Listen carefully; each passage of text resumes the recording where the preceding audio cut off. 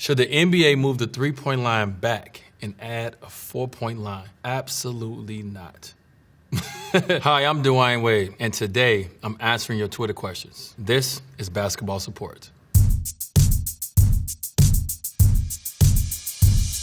The first question comes from @TrustTheVoid. Are three-pointers messing with the game of basketball? Would you enjoy watching the NBA if 80% of shots were just three-pointers? How many is too many? If you're making them, it's never too many. If you're missing all of them, that's too many. I wouldn't enjoy playing the game with 80% of the shots being threes, but I can understand the nature of the game today. I know that 3 points is more than 2 points.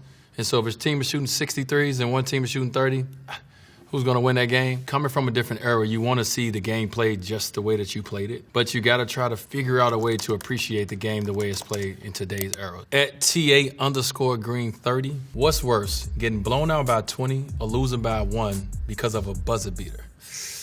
Losing by 1 because of a buzzer beater. If you get beat by 20, I mean, you've known for a long time that the game was over. If you get beat at the buzzer, it's immediate. You don't know how to process it. So playing Toronto Raptors in the playoffs in 2016, and Kyle Lowry hit this like past half court three-pointer to send a game in overtime. That hurt. I think if anybody can see the clip, you'll see my body just kind of like fall down and fade. It hurt so bad.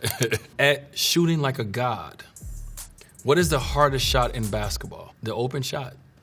Sounds like it would be the easiest. For me, the open shot. I personally like a contest because a contest allows me to be able to understand how much arc I need to put on a shot. It makes me focus a little bit more. An open shot, it makes me think too much. So I'll take a contest.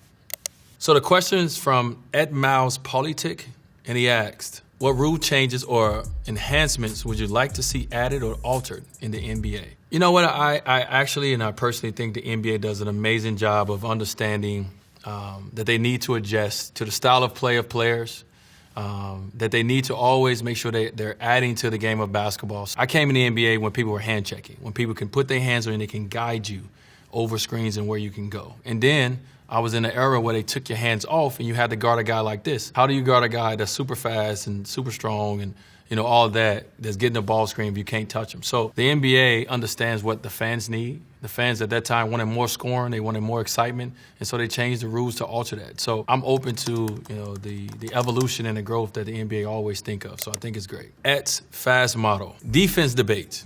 No middle or no baseline? Great question.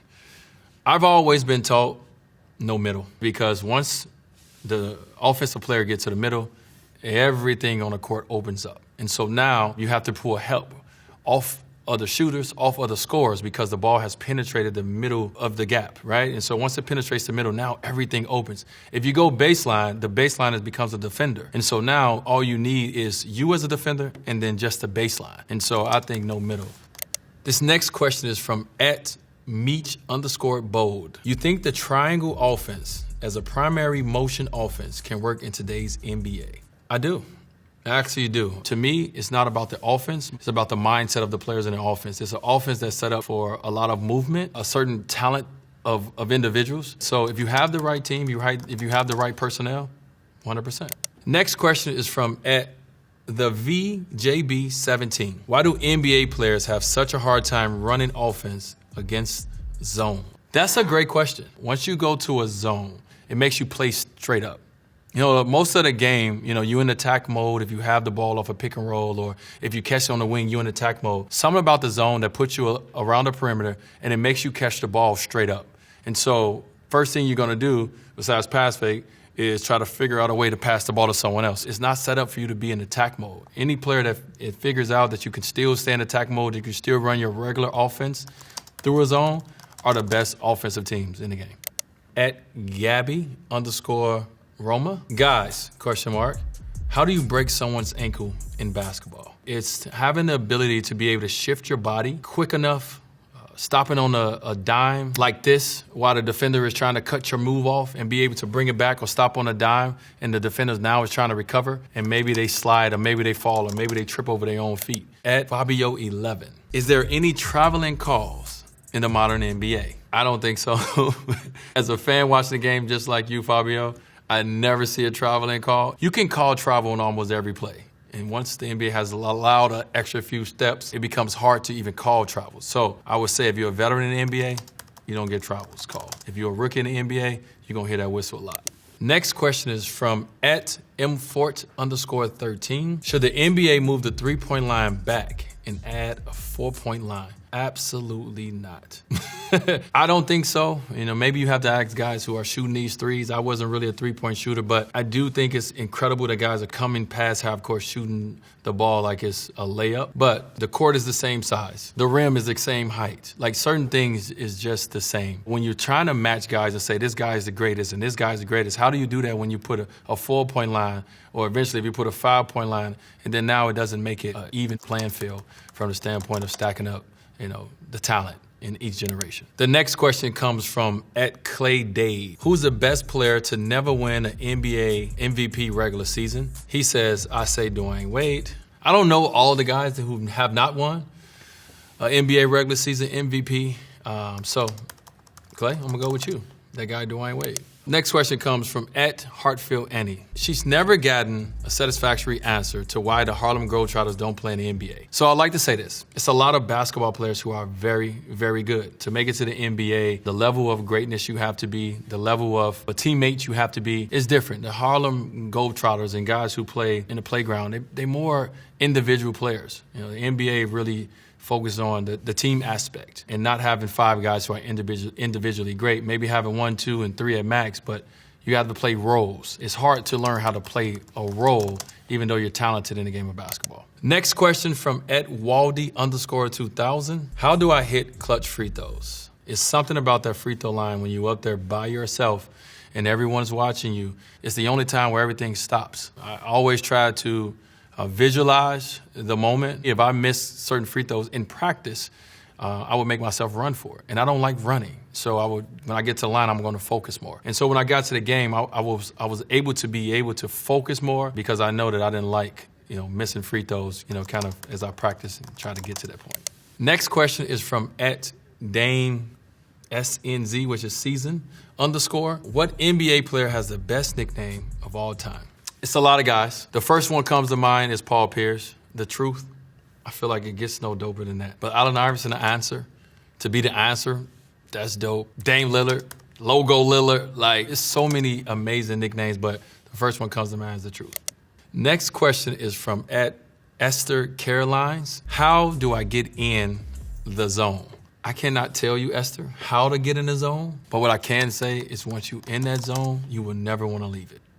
Next question is from @Mr.2Humble3. Who is the hardest person in the NBA to guard? Well, first of all, it's Kevin Durant. He's 6'11", maybe 7'1", depending on how KD, want to be perceived. But it's hard to guard a guy who has so much talent to be able to put the ball on the floor, can score from inside the paint to the free throw line, to the mid-range, to the three-point line, back at half court. But if I had to pick another player, I would say Giannis.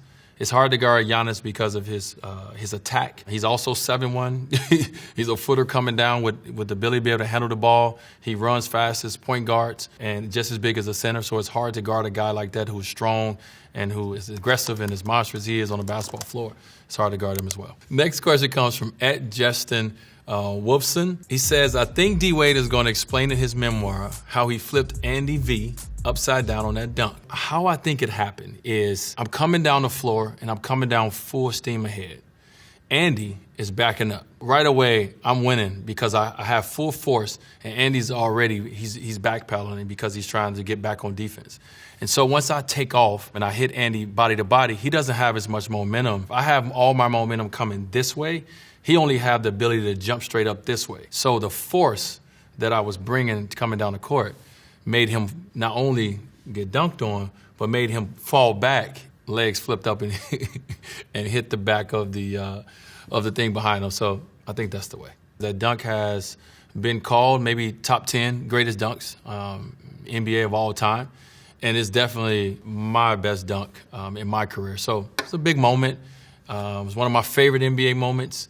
Every year is one of the things they bring back, like this happened on this date. And so if they bring it back as November 12th, this happened, then you know it was something.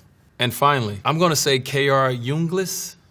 Sorry if I got that wrong. What makes the difference between a great player and ordinary and average ones? To make it to the NBA is 400 plus players. So it's a very small amount of players that make it to the NBA. It's millions every year that's trying to get into the NBA. And what separates a player who's very good and who has talent is something as simple as the work that you're willing to put in, on your craft and at your craft. Is understanding what to work on, how to work on it, and when to work on it. So for me, it's something as simple as hard work. A lot of guys have talent, and they think that their talent is going to take them to, that level. But the work that you put in, the environment you put yourself in, when you're working hard, allows you to be great in moments where a lot of people shrink.